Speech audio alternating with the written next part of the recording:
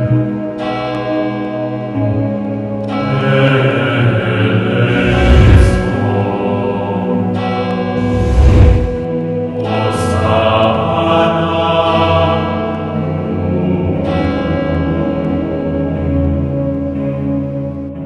brothers and sisters in Christ Jesus, last week we meditated on the way of the cross, little bit of the history, and then I was narrating or briefly explaining the events of Maundy Thursday and Good Friday, how Jesus was on the Mount of Olives praying.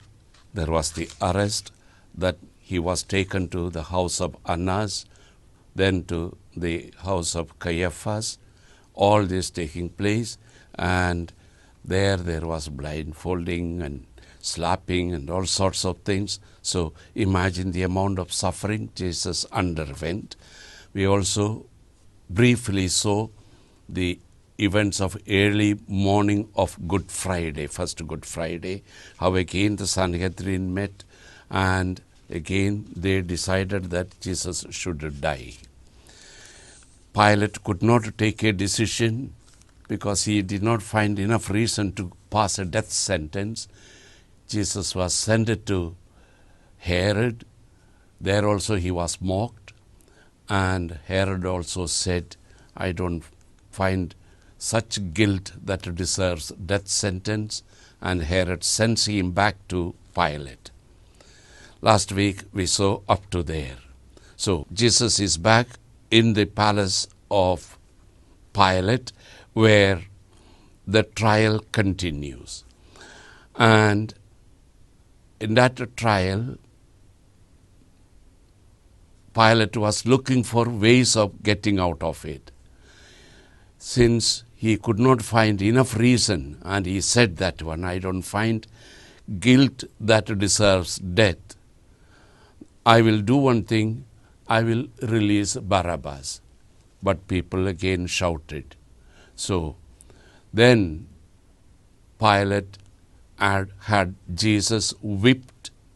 He was given a crown of thorns, a purple robe was given, and then with all that, he was made to stand in the veranda of the palace of Pilate, and there he tells them that famous sentence, Ecce homo, behold the man.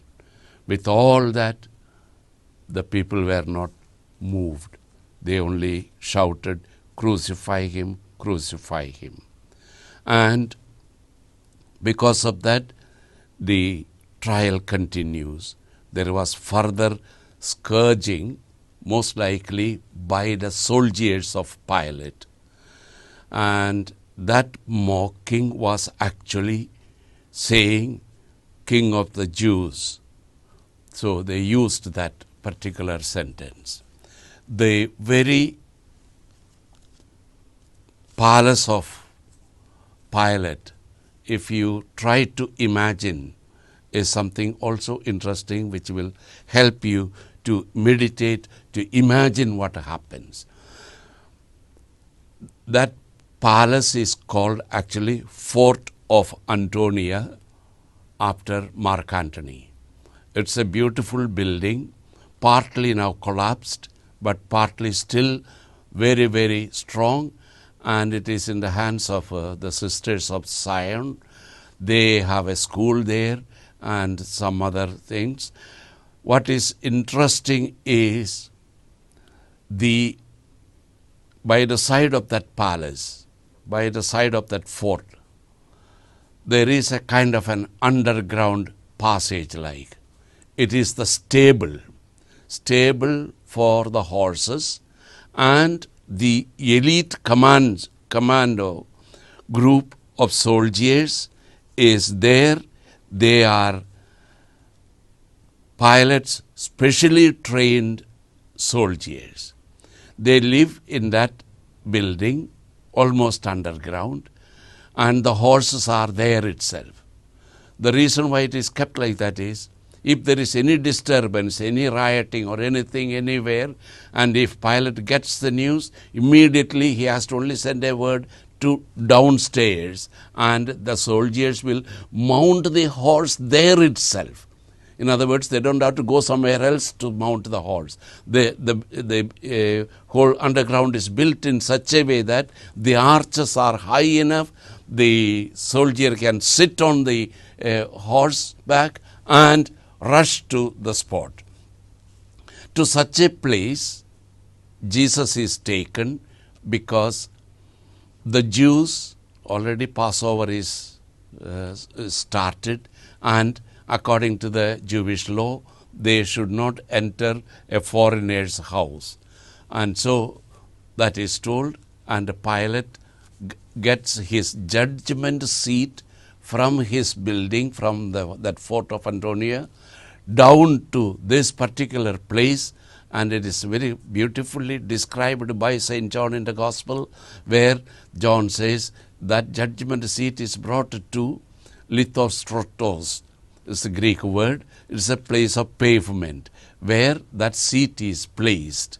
And still Pilate tries to avoid the death sentence, but people shout. Finally, he says, you take him and do whatever you want. So that is the way the death sentence is passed. From there, Pilate gives the cross to him, and the way of the cross begins right in the courtyard of that fort of Antonia, the palace of Pilate. The palace is a beautiful structure with a huge courtyard and enough place for the commandos, the army, the elite army. So it's all there as a complex, and most of those buildings are still preserved. For example, the stone pavement where Pilate had his judgment seat, that was brought there, and the markings for the games for the soldiers. And there is one game, the game called simply King. So there was a king in that game, and it is that time that Jesus is brought there, and they also fool him, make fun of him. You are the king of the Jews.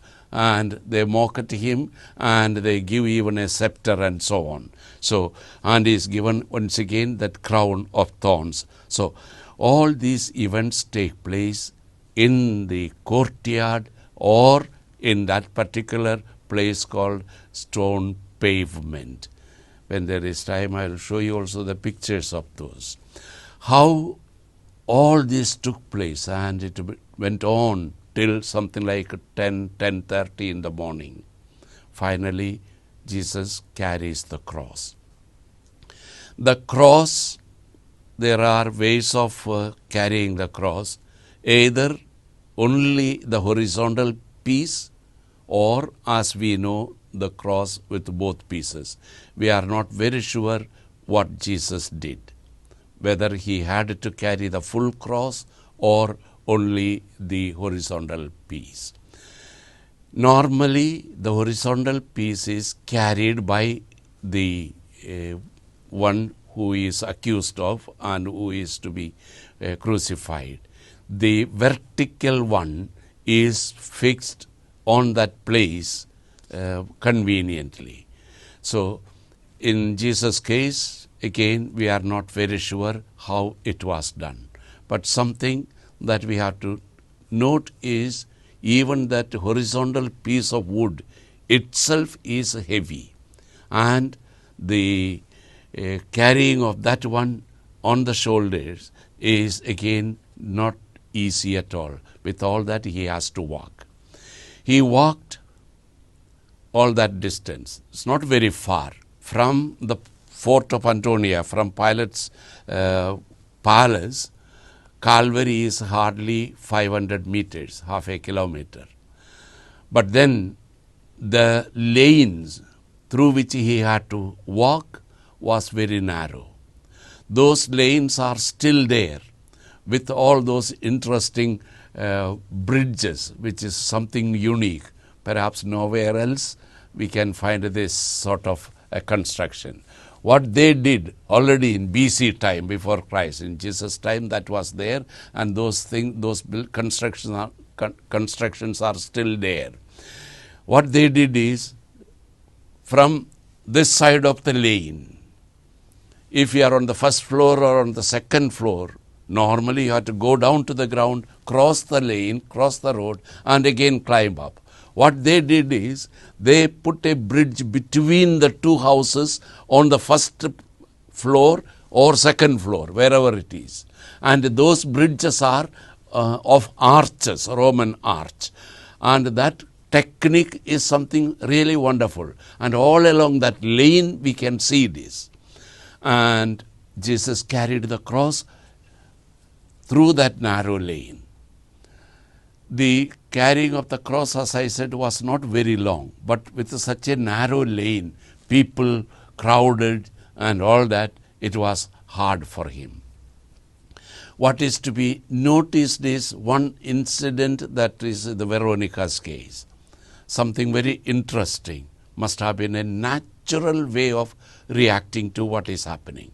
Veronica must have been washing the plates and wiping it with a towel. And the houses are built in such a way that if you open the door, you are on the street. There is no gap between the street and the house. So Veronica must have heard all this commotion. She came out, opened the door, and saw Jesus in such a pathetic situation. She must have had the towel on her shoulders. She took it and wiped the face of Jesus. And look at the way Jesus rewarded her. That face is imprinted on that towel. We'll have a short break and we'll continue with this.